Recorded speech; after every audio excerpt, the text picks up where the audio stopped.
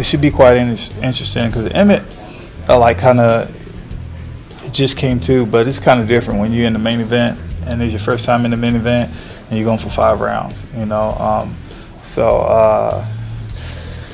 All right, so for the main event, I'm picking Mr. Stevens. He's one of those fighters. He's the one, I think he just came out with a quote that says, "Shut up and fight." And there's never been a more truer to fighting. Too many people are worried about, oh, I got to find the money. No, you're a fighter. Fight. That's the way it's got to be. And he just embodies that. So I'm all in his corner. I'm pulling for him. And stylistically, I think it's a good match for him, too.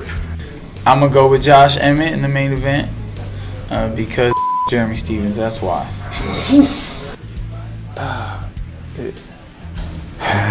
The main event,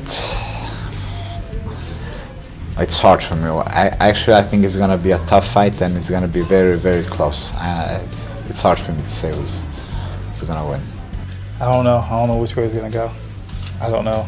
It should be a good fight. I mean, more than likely somebody's gonna get knocked out. So I've been in the gym with Emmett, and I see how hard he works, and I see how explosive he is, and you know, he's got really the best of both. He's like extremely powerful and has a great gas tank, and that is just a ferocious opponent to beat, and so he's my pick.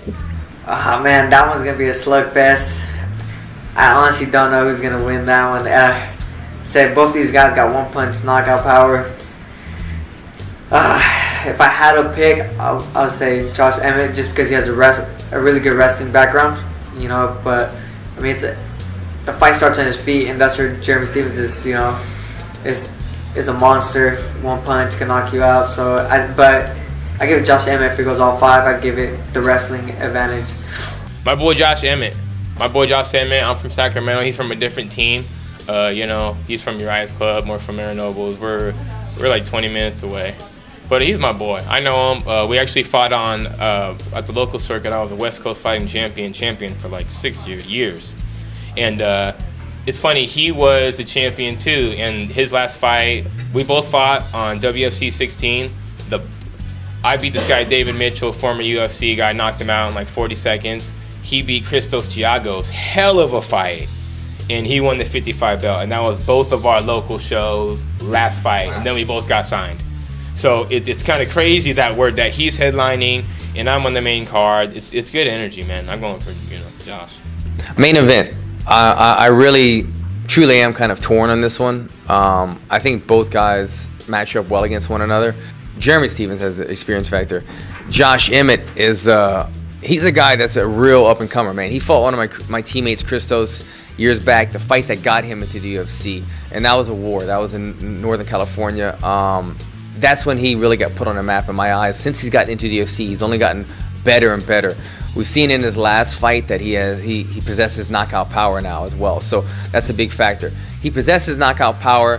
He's a prospect, and he's a guy rising up the division.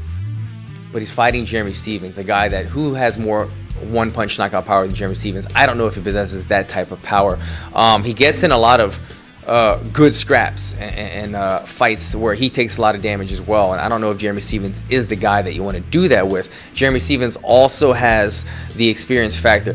The one thing that kind of has me on the fence with this fight, and we've seen this before, is when guys fight back-to-back too soon. Jeremy Stevens is coming off of a fight about a month ago or so, but it was a main event. So he main evented a fight. He still got that feeling, those emotions, that adrenaline in his blood. It's after you fight, it takes a couple weeks for that to wear off. Like after you finish a fight, you know exactly how the fight feels and the momentum shifts and the energy that you need to have. And you feel like you can almost fight again right after that because you know everything.